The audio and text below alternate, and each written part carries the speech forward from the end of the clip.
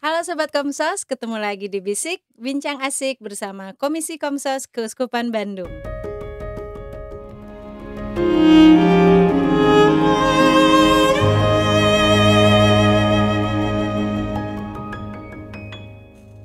Hai, jumpa Hai, lagi. jumpa lagi. Udah bulan apa ini? Bulan apa coba? Bulan September Bulan lah September. ya. Biasanya ada apa di bulan September? Ada apa ya? September ceria biasanya sih ya. Nyanyi? Mau nyanyi? Nggak usah. Nggak usah ya, kita bukan rumah noni ya. Iya, jangan. Nah, yang ceria-ceria Yang ceria-ceria itu biasanya berhubungan dengan anak-anak, Oh ya iya kan? dong. Anak-anak itu selalu penuh dengan keceriaan, sukacita, yes. happy terus. Betul sekali. Sedih sebentar, mereka udah senang-senang lagi gitu. Jadi, Nah, ini berhubungan juga dengan obrolan kita di betul. hari ini, bagaimana memperkenalkan kitab suci untuk anak-anak ya. Kalau Ya. sudah ngobrolin kitab suci Mas Sobat Komsos, sudah pasti Romo Iwan lagi lah ya. Selamat datang Romo Iwan. Terima kasih. Halo Sobat Komsos, apa kabar? Baik kan ya? Kabar baik. Romo baik ya Mo? Sehat Amin, ya. sehat. Terima kasih. Baik. Oke, Mo ini tadi kan ngobrolin bahwa keceriaan itu biasanya dimiliki oleh anak-anak. Betul. Kalau orang dewasa ada yang ceria tapi lebih banyak rudetnya ya Mo ya. Mikirin belanja bulanan, tagihan. Iya, ya. gitu. Karena anak kecil nggak punya beban Enggak apapun. ada, pengen sebenarnya jadi TK lagi. Enggak kalau saya. Enggak mau. Aku seneng Banyak banget. diaturnya soalnya. Kalau sekarang sudah bisa mengatur diri sendiri Oh gitu. iya, sip. Oke, tapi kita nggak akan ngobrolin itu seperti yang tadi di awal. Kita bahkan bakal ngobrol tentang memperkenalkan kitab suci kepada anak-anak gitu. Sebenarnya seberapa pentingnya Mo memperkenalkan kitab suci kepada anak-anak? Susah-susah gampang loh itu sebenarnya. Kalau bicara soal seberapa penting, maka penting sekali. Jadi apapun yang dimulai sejak dini, saya kira itu akan menjadi sesuatu yang luar biasa. Karena pembiasaan itu harus mulai sejak dini. Ketika sejak dini sudah dibiasakan, maka kedepannya akan jauh lebih mudah. Nah, kadang-kadang, pembiasaan ini yang harus dimulai gitu. Betul, tapi kadang-kadang ya untuk memulai sesuatu itu kadang-kadang kan orang suka susah. Ada yang merasa Iya. susah gitu kan. Betul. Katanya bagaimana menceritakan isi Alkitab sih sama anak-anak gitu kan. Karena sebetulnya di sekolah juga diperkenalkan gitu. Tapi kadang-kadang orang tua itu nggak mau memulai di rumah. Sedangkan guru pertama anak-anak adalah Orang tua. gitu. Karena Jadi kan orang tua tuh biasanya SBK, PSN, SKL di ECH. sibuk. Sibuk pisan sekali deh Ya, gitu Mo. kalau sore capek lah udah baca sendiri aja gitu kan. Nanti anaknya udah ada PR agama baru pada kalang kabut. Ini tentang apa sih? Ini gimana sih? Secara standar ya biasanya orang Katolik tuh nggak baca Alkitab. Jadi Betul. begitu nyari perikop apa? Ini di mana sih perikop ini? Ini Daniel tuh di sebelah mananya Mazmur sih? Ini taunya ya Perjanjian Baru aja. Perjanjian Baru juga belum tentu semua tahu loh posisi letaknya gitu. Jadi Bagaimana? gimana nih membantu orang tua untuk memperkenalkan Alkitab kepada anak-anak? Ya, ini tantangan besar ya. Jangan Pertama- berat gitu dong Mo menjelaskan. Narik nafas. Iya. Karena kita melihatnya begini. Bagaimana orang tua memperkenalkan kitab suci kepada anak, maka orang tua harus kenal lebih dahulu. Nah loh kan. Pada titik itu yang membuat saya bernafas panjang. Nah ini Sobat Komsos yang orang tua jangan langsung matiin YouTube-nya ya. Jangan. Jangan di scroll Enggak, ya. ini dengerin. bukan tuduhan ya, ini bukan tuduhan. Saya tidak menuduh apapun. Hanya mengatakan bahwa untuk bisa memperkenalkan kepada anak, maka butuh orang tua mengenal lebih dahulu. Saya mau memberi contoh bahwa misalnya ini jeruk ini enak. Ini orang tua sudah tahu dulu bahwa jeruk ini enak. Iya. Bagaimana bisa orang tua memperkenalkan sebuah jeruk yang enak kalau Nggak dia tahu tidak rasanya. pernah kenal jeruk itu dulu gitu kan? Itu yang pertama. Tantangan kedua, mungkin saya salah, tetapi sekian tahun yang lalu ketika saya diminta studi, lalu saya mempersiapkan sebuah penelitian. Jadi soal penurunan pendidikan iman kepada anak. Pertanyaannya adalah, hipotesanya awal adalah kenapa pada waktu itu tahun 2000-an ya, 2003, 2004, kenapa sekarang sulit mencari tokoh-tokoh Katolik gitu? Di lingkungan, di paroki, itu semakin sulit mencari tokoh-tokoh panutan gitu ya, tokoh-tokoh Katolik. Kenapa zaman dulu banyak? Ada banyak orang gitu. Bahkan kalau mau jujur, gereja dimanapun itu sebagian besar atau bahkan 2/3 mulai dari awam-awam yang luar biasa, bukan dari pastor. Nah, lalu ini pertanyaannya kan, itu hipotesa awal, pertanyaan awal yang harus diteliti. Dan ini terjadi karena apa? Karena kemudian di dalam penelitian menemukan bahwa penurunan pendidikan iman ini semakin turun. Orang tua zaman dulu itu anaknya harus ke gereja itu quote unquote pendisiplinnya itu semacam dipaksa gitu. Iya. Oh, ngalamin. Iya, ngalamin kan. Harus ikut misdinar, harus ikut katekisisasi, lah, ikut pelajaran-pelajaran itu dipaksa. Nah, generasi yang masih dipaksa ini masih tahu. Generasi berikutnya, generasi dengan model kebebasan atau dengan alasan tadi sibuk dan macam-macam, lalu anak-anak banyak yang dibantu oleh asisten, lalu juga diserahkan kepada sekolah, diserahkan pada sekolah minggu. Nah, orang ini jadi orang tua kan? Iya. Ini mereka sudah tidak punya kemampuan pendidikan iman lagi. Saya masih mengalami ketika kecil didongengin sebelum tidur oleh bapak saya kalau pas pulang gitu ya.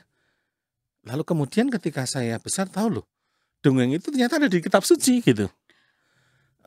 Jadi bapaknya dulu nggak pakai kitab suci waktu doain, waktu membaca nyeritain itu dongengin. Oh, dongeng.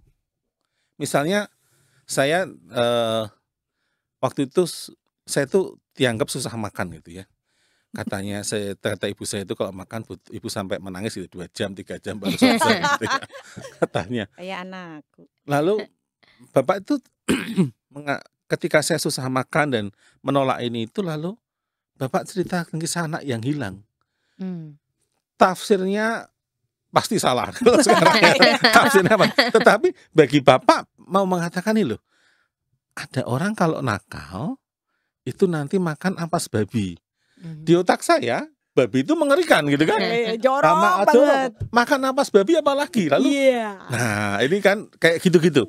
Jadi yang itu misalnya juga kenapa seringkali kalau ada pengemis itu diberi gitu. Lalu bapak cerita tentang kitab suci, dongeng. Bapak tidak mengatakan bahwa itu dari Alkitab, tetapi didongengin. Ada cerita loh, dengerin gitu. Gitu bapak, gini ya, kalau anak nakal tuh ceritanya begini, ini loh. Kalau ada pengemis tuh begini dan seterusnya, itu menarik. Nah, saya kira kalau orang tua mau melakukan itu juga menarik. Jadi itu yang pertama. Yang kedua, andai orang tua punya waktu membacakan untuk itu. Kenapa mesti membacakan Little Mermaid? Kenapa mesti dari Hans Christian Andersen? Kenapa nggak dibacakan kitab suci?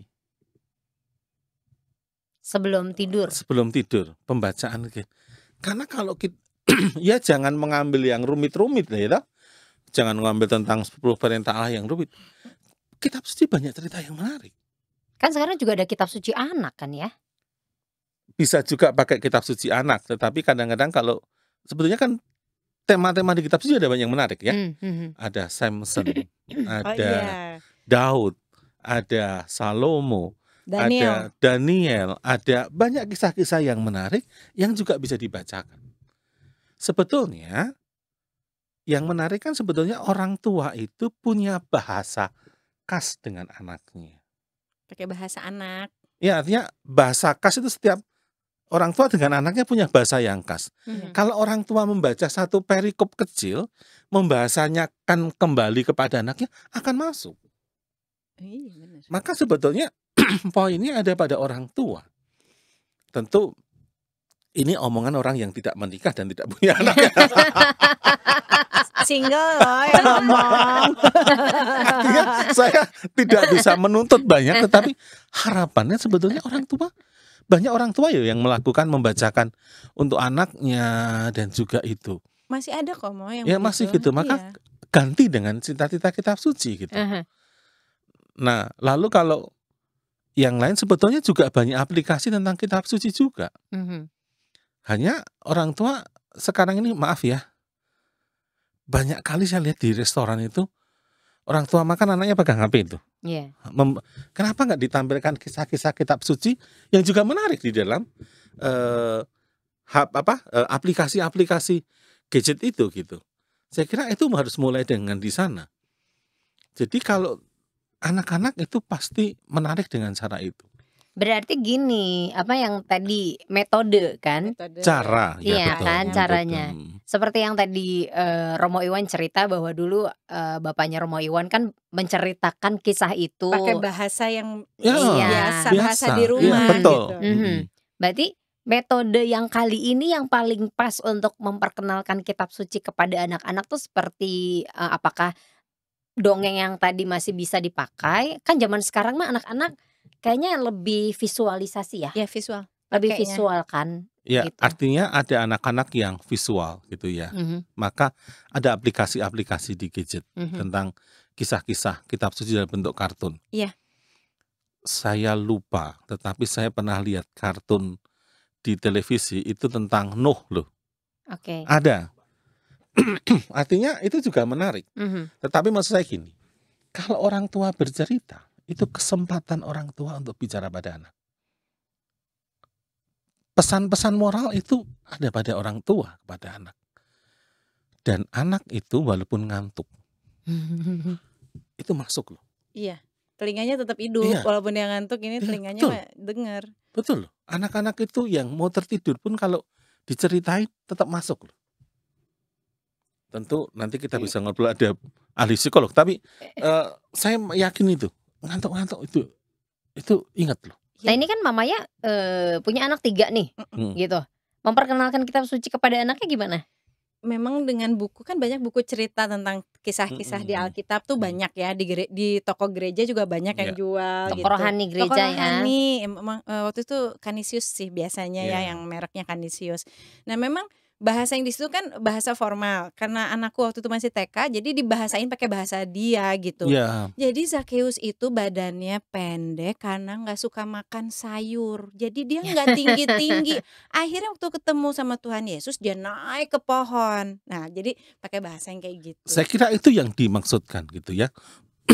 Ketika anak-anak belum bisa membaca, ya biarkan dengan mendengarkan. Karena memang untuk anak-anak usia dini nih Romo, salah satu tahapan memperkenalkan baca tulis sama anak adalah salah satunya dengan bercerita. Ya. Tadinya awalnya dengan bercerita gambar aja dia suruh baca gambar aja dulu. Ya. Nih Tuhan Yesusnya lagi ngapain? Oh Tuhan Yesusnya lagi senyum. Terus ada siapa? Ada anak-anak kecil tuh sebelahnya lagi di pangku gitu yang lagi Yesus dengan anak-anak Itu. itu. Berarti ini salah satu metode yang bisa Salah satu dipakai metode juga dipakai, ya? ya. Saya kira yang lain adalah juga kalau habis dari sekolah minggu, Mhm. orang tuanya ngajak bicara. Tadi nanya. ada apa Iya, gitu? tadi bikin apa? Ya, Ngapain? itu kadang-kadang orang tua tidak mau mengajak bicara lagi. Langsung gitu, ayo makan, udah lapar. Akibatnya ya Ke kantin. sebetulnya itu ada beberapa sarana dari kitab suci yang bisa untuk diajak bicara gitu kan. Jadi ini menjadi bukan hanya soal memberikan sabda Tuhan, tetapi juga membangun komunikasi yang baik dengan anak sebetulnya. Tapi mungkin banyak juga orang tua yang takut apakah saya juga harus jadi ahli dulu gitu, ahli kitab suci dulu baru takutnya pertanyaan-pertanyaan yang tadi nih Om Darna sempat ngobrol juga kan bahwa anak-anak itu kan imajinasinya luar biasa ya Mo ya, gitu. Seperti yang tadi Om Darna pertanyakan bahwa anak tuh suka nanya gitu, kenapa Roh Kudus itu harus merpati? Kenapa nggak burung elang gitu misalnya? Orang tua harus menjawabnya seperti apa? Nah, apakah harus ahli dulu kitab suci, harus memperdalam dulu seperti yang Romo bilang bahwa mengenal dulu kitab suci dari awal itu adalah PR orang tua gitu. Saya kira tidak harus menjadi ahli. Aha. Orang tua itu sudah dengan sendirinya ahli berkomunikasi dengan anaknya, ya kan? Saya kira tidak harus menjadi ahli gitu kan. Saya membayangkan ketika anak itu masih kecil gitu ya, ketika digendong sambil diceritain kisah kitab suci, saya kira juga masuk. Kalau itu. Tetapi kalau ada kesulitan, maka orang tua bisa mengatakan, apa ya? Papa kok lupa ya? Nanti papa tanya dulu ke pastor ya. Nah, itu bisa menjadi alasan gitu. Atau misalnya diajak, ayo kalau gitu kita tanya sama pastor aja gimana? Ya, bisa Itu juga. boleh. Boleh ya. Para pastor kalau udah anak-anak datang beri waktu ya.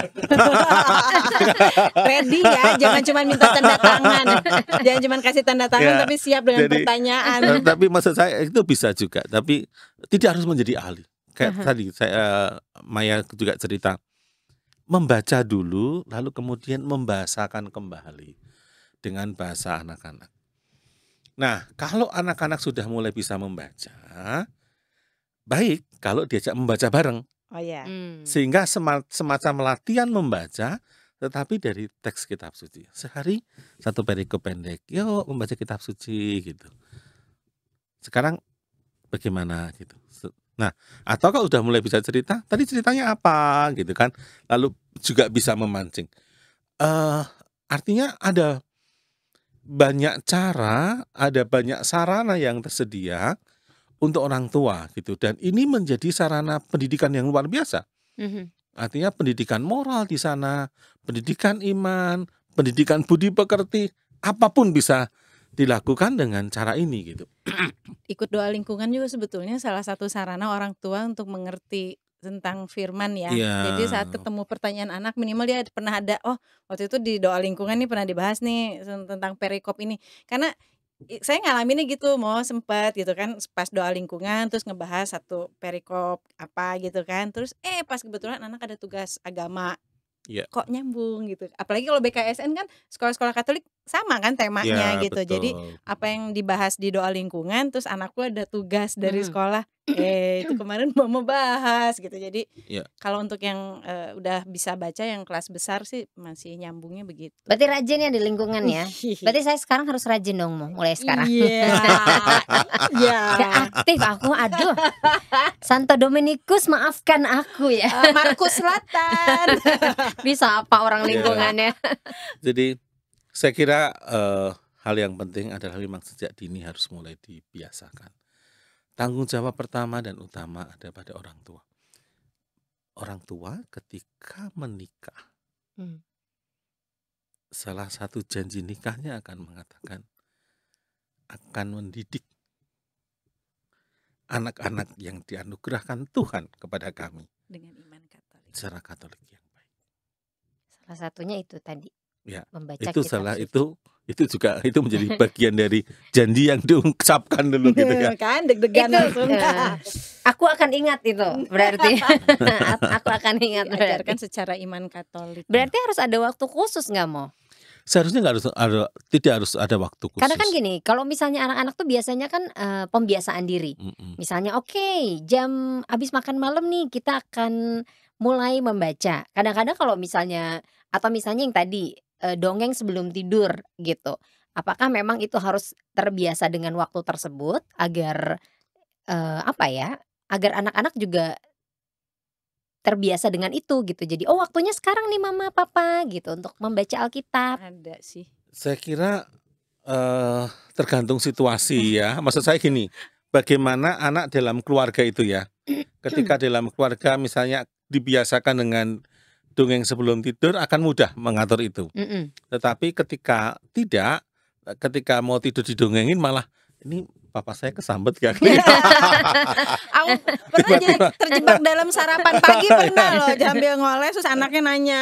Kebetulan suami saya kan Kristen ya, jadi dia Katoliknya baru lah. Jadi dia lebih paham tentang sekolah minggu dan isi Alkitab karena memang dia dari Sejak kecil ya. Iya, jadi ada yang aku nggak tahu kan, terus yang coba tanya papi. Paling enak lempar. Nah kalau gitu, tetapi kalau misalnya juga bisa ketika mau berangkat sekolah, jemput pulang sekolah, ada mengambil apa ya? Obrolan. Jadi jangan kalau usul saya mah lebih jangan mengambil waktu khusus. Karena waktu khusus membuat anak-anak lalu terjebak gitu, Oke. bosan. Tetapi ketika mengambil setelahnya sambil ngobrol, sambil itu cerita, itu saya kira akan jauh lebih menarik.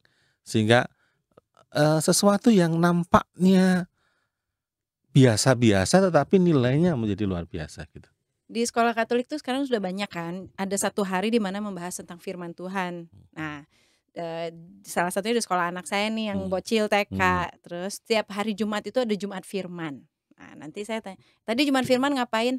Ya gitulah katanya, nggak mau cerita lah biasa. Ada lagu baru nggak? Ada. Lagu apa? Yunus di perut ikan, makanya nyambung ya kan, Yunus di perut ikan. Terus nyanyi-nyanyi di jalan. Emang cerita Yunus apa? Yunus itu nakal mama katanya. Makanya dia kabur-kabur, dia nggak nurut sama Tuhan, dia dimakan ikan katanya gitu. Jadi itu obrolan di motor tuh sambil pulang. Memang aku bingung kalau nyari waktu khusus malah suka nggak saya kira ketemu. yang gitu-gitu kan sebetulnya obrolan-obrolan ringan yang itu memang menjadi waktu khusus bahwa orang tua menyediakan waktu khusus untuk anaknya. Ini yang menjadi penting. Jadi ya Bapak Ibu. Kalau Romo Iwan udah melirik ke kamera Bapak Ibu. Jadi tolong memberi waktu juga kepada anak-anak supaya anak-anak juga mulai terbiasa dengan kitab suci. Nah, untuk anak-anak yang agak besar, sekarang saya baru mencoba dengan di Kamuning memperkenalkan kitab suci. Kalau ini memang memperkenalkan kitab suci. Mengajak anak-anak untuk tahu Alkitab kita ini isinya apa sih gitu. Lalu secara mudah saya seringkali mengatakan yang memudahkan ini ada perjanjian lama, ada perjanjian baru, ya tangkap dulu gitu. Lalu perjanjian lama isinya apa? Ingat, cara mengingatnya gampang gitu ya. Ada 5 disebut Taurat Musa. Kejadian, Keluaran, Bilangan, Imamat, dan Ulangan. Taurat Musa ya. Setelah itu ada kitab Hakim-Hakim, Yosua, gitu. Nah, kemudian hafalin dulu, saya bilang gitu. Setelah mereka menghafal nanti perjanjian baru juga, lalu saya buat kartu gitu. Ini Ulangan, Bilangan, Yosua, Rut, Samuel. Lalu nanti di sana ada kotak Taurat, Hakim-Hakim, Raja-Raja. Lalu yuk cepat-cepatan. Di sini masuk kemana gitu. Nah, jadi dibuat games. Lalu anak-anak menjadi ingat. Jadi menciptakan games-games yang seperti itu untuk anak-anak. Jadi supaya menarik. Lalu sekarang anak-anak sudah hafal gitu. Lalu games yang lain sekarang cepet-cepetan buka. Sekarang pertama kitab sucinya masing-masing. Buka Bilangan ayat 1. Buka. Bab 1 ayat 1. Buka lalu lihat gitu kan. Baca gitu. Didetiin. Oh yang paling cepat 5 detik, yang paling lama 20 detik. Nanti kalau lebih 20 detik lagi usap ya gitu ya. Lalu bikin games kayak gitu cepet-cepetan jadi. Cepet-cepetan. Lalu setelah itu karena sudah menghafal bahwa ini bilangan, ini itu kan ingat loh ya, kalau kamu buka kitab suci, nggak boleh buka dari awal. Buka kitab sucinya lalu kamu di mana? Misalnya sekarang saya ada di Yesaya, sedangkan saya diminta membuka Bilangan. Harus ingat ke kanan atau ke kiri gitu kan. Nah lalu karena mereka ingat urutannya. Lalu gamenya sekarang Pak kitab suci Romo. Sekarang gini, sekarang kitab sucinya dijejer. Saya buka aja gitu. Semua saya buka semau saya. Anak-anak di sana. Yuk sekarang buka Daniel bab 1 ayat 5. Mereka lari lalu mereka akan lihat ke sana ke sini gitu. Jadi bagi mereka menarik. Nah, ini menarik untuk anak-anak yang remaja yang mulai remaja-remaja ya SD kelas 5, kelas 6, itu untuk anak-anak misioner saya mulai.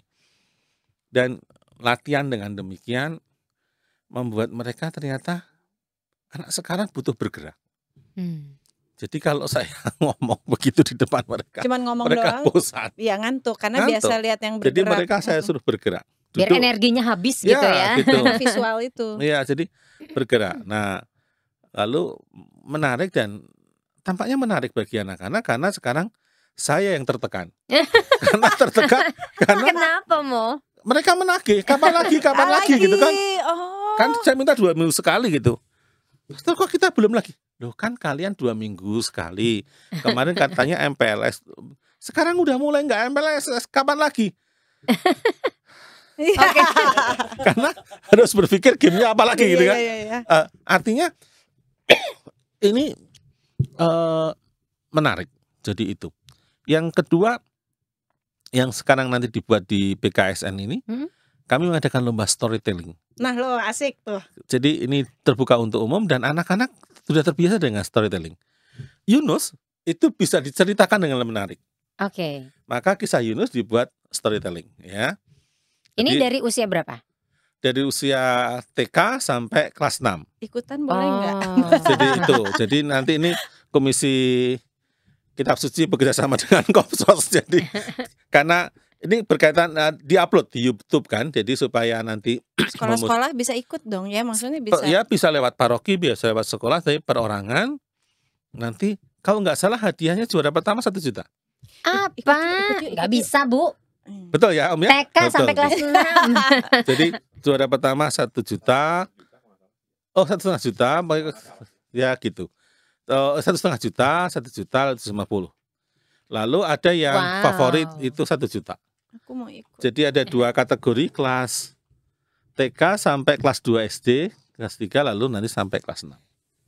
Dan Untuk tahun ini kita coba untuk yang anak-anak dulu. Oke, jadi Menarik dong, keputusan jadi. juri di sini diulangi ya, ditekankan keputusan juri tidak bisa diganggu gugat ya. Tidak bisa diganggu.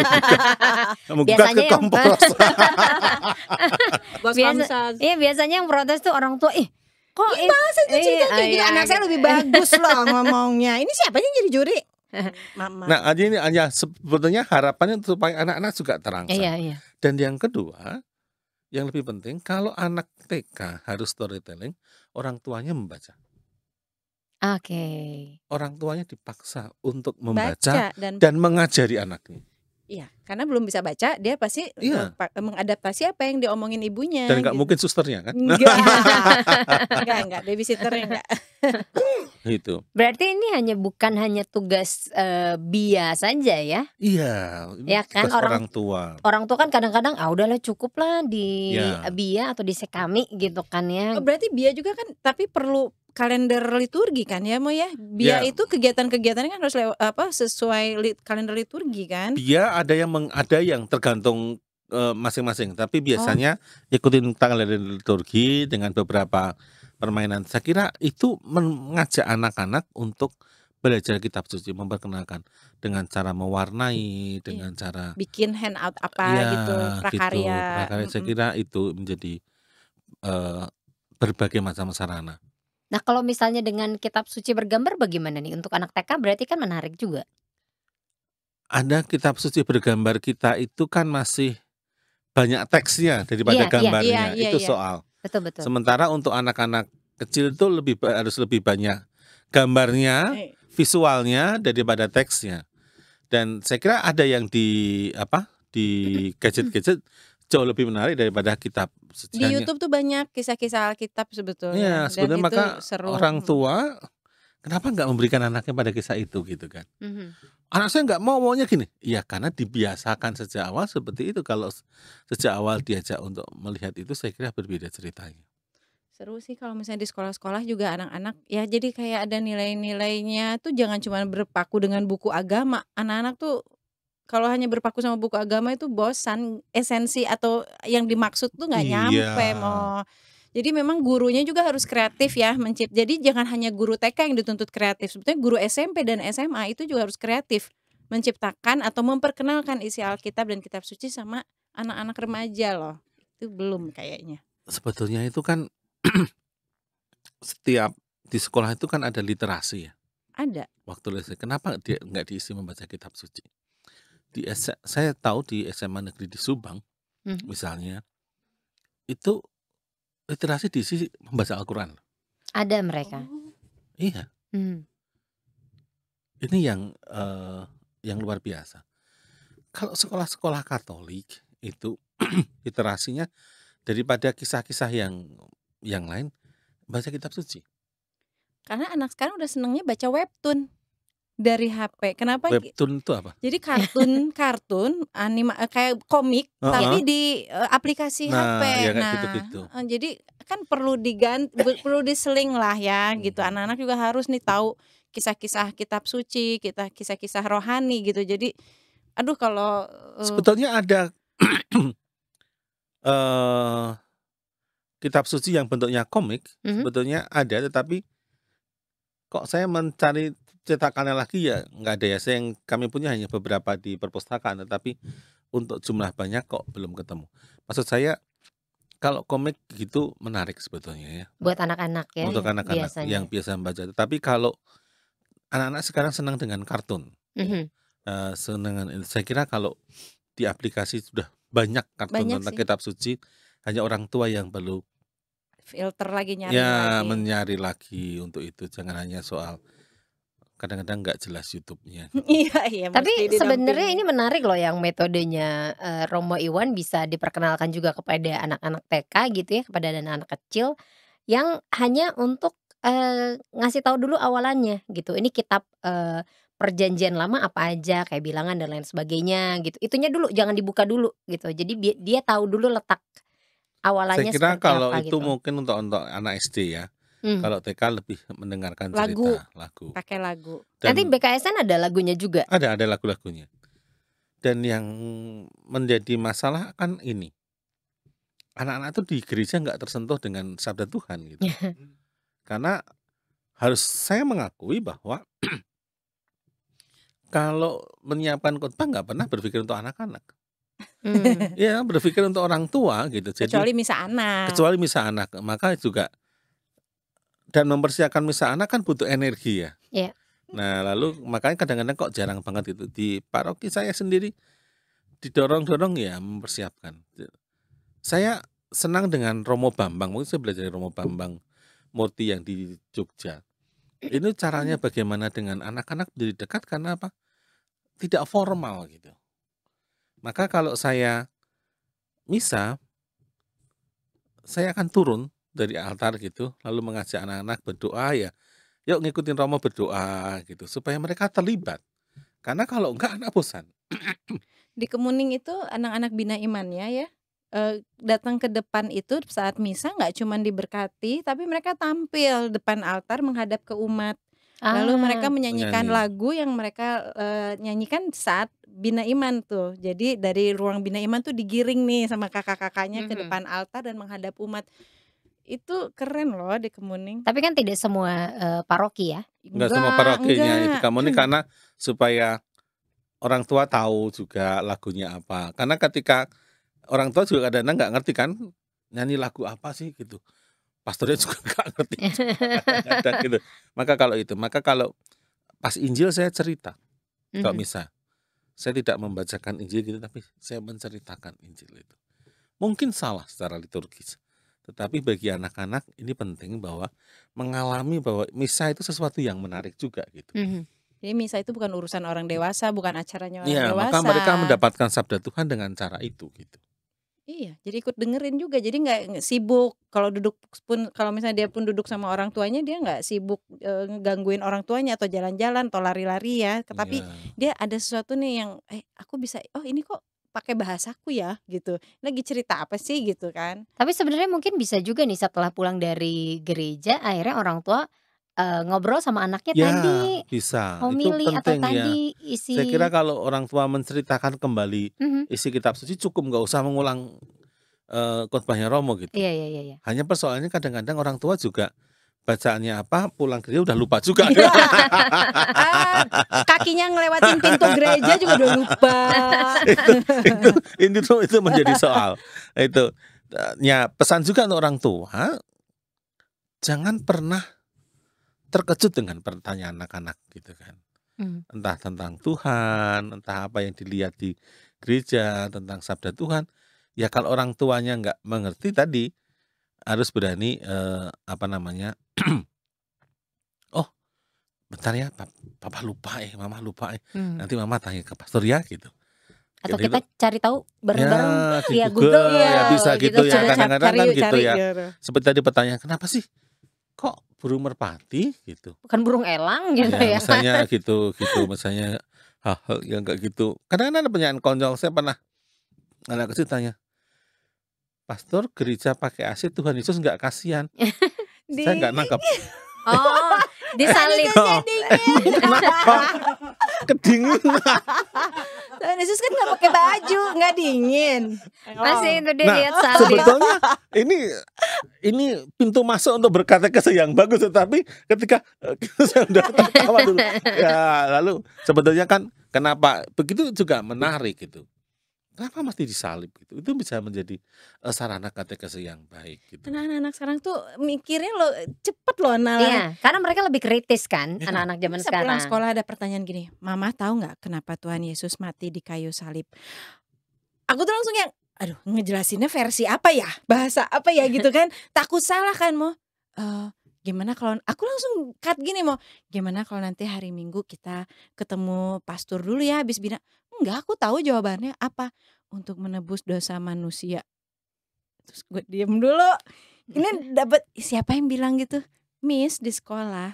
Walaupun dia mungkin nggak ngerti ya Mo, tapi itu tertanam sama dia dan dia inget gitu. Jadi aku bersyukur banget nih menyekolahkan anak di sekolah Katolik, salah satunya itu gitu. Ya. Jadi guru-gurunya juga ada guru TK ya terutama, mereka punya cara untuk menanamkan apa yang tentang keimanan itu. Di sekolah Kristen, anak-anak kecil itu setiap hari ada ayat hafalan loh. Iya betul. Sekolah Katolik mulai. Iya dong, ya kan? Saya kira Iya bener. poinnya kan bukan ada. soal mengkhawatirkan. Saya hanya mau mengatakan bahwa di sekolah Kristen anak kecil dibiasakan. Dan ketika mereka semakin besar, mereka terbiasa membaca kitab suci. Dari kewajiban lalu menjadi kebiasaan. Suamiku dia sekolah Kristen dari TK sampai SMA. Iya. Walaupun dia tidak membaca Alkitab rajin ya, tapi dia inget, oh itu mah yang itu ya perjanjian lama ya. Dia langsung gitu karena dia pernah ngafalin itu waktu Jadi bocil. betul kayak gitu-gitu. Tapi berarti gini dong Mo, kalau misalnya kayak gitu bukan hanya sekarang nih ya, kalau misalnya mau dilihat dari cerita ya yang sharing yang tadi, bukan hanya dari tugasnya orang tua, tapi ternyata sekolah juga ambil andil untuk membiasakan itu kepada anak-anak. Tanggung jawab semua. Iya. Jadi itu gereja, para pastornya, Iya. para katekisnya, guru-guru bina iman, juga orang tua, juga sekolah. Tetapi saya tadi menekankan bahwa yang pertama dan utama harus orang tua. Orang tua. Jangan orang tua lalu lepas tangan menyerahkan kepada bina iman. Jadi maaf ya, kadang-kadang kesan bina iman seperti menitipkan anak supaya nggak mengganggu orang tuanya lagi misal. Iya seringnya gitu. Itu juga berbahaya kalau pikirannya seperti itu. Tetapi ketika mendorong anak-anak bina iman, kenapa ya? Oke lah, kita bisa mengerti kadang-kadang orang tua tidak siap karena tidak siap dalam arti waktu, dua-duanya bekerja, pulang sudah capek.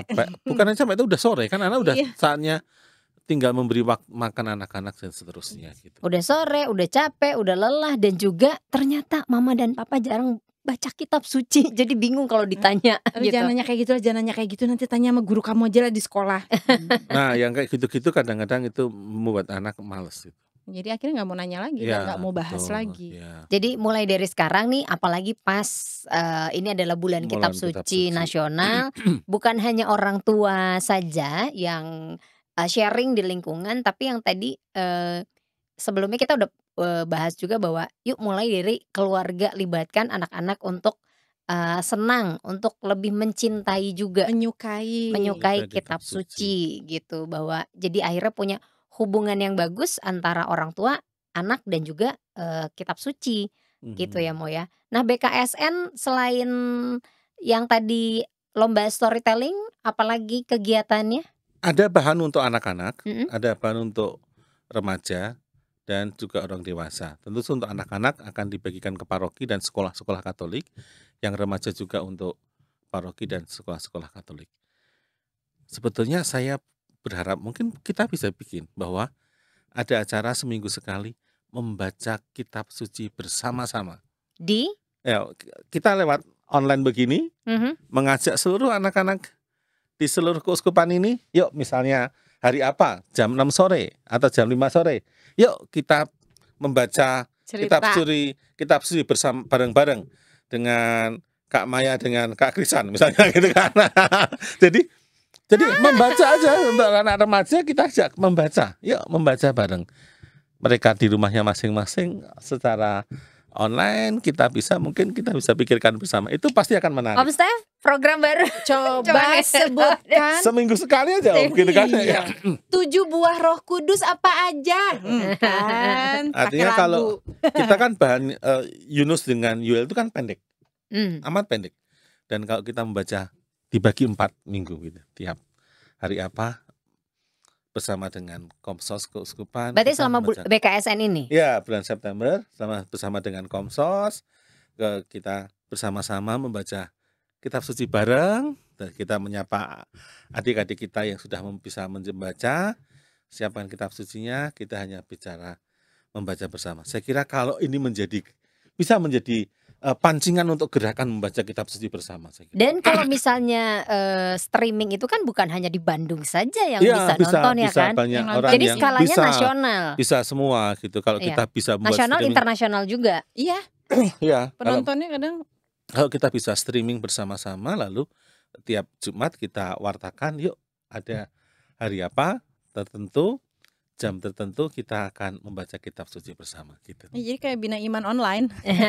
Ya, saya kira membaca kitab suci bersama-sama itu lebih ke gerakan itu ya. Oh, ide menarik ya. Om Stef akan berpikir, oke, saya tentukan dulu waktu. Oke, Romo, ini ide menarik sekali ya. Nanti kita bahasnya off air aja ya. Oke, Romo Iwan, sebelum kita closing ada yang ingin disampaikan kepada sobat muda Komsos ini, yang anak-anak kecil dan juga orang tua pastinya. Ya. Pertama, untuk para Bapak Ibu, yuk kita membiasakan anak-anak sejak dini mengenal kitab suci. Bapak Ibu bercerita aja, mengambil waktu-waktu kosong. Ini juga kesempatan membangun relasi yang baik, membangun komunikasi yang baik dengan cara bercerita kitab suci. Mungkin sekarang Bapak Ibu tidak tahu gunanya, ke depan berbuah bagi anak-anak. Amin. Itu yang pertama. Adik-adik yang nonton semua, kita tunggu. Nanti Om Stef akan bikin acara membaca kitab suci bareng. Ikut ya. Kita membaca kitab suci bareng.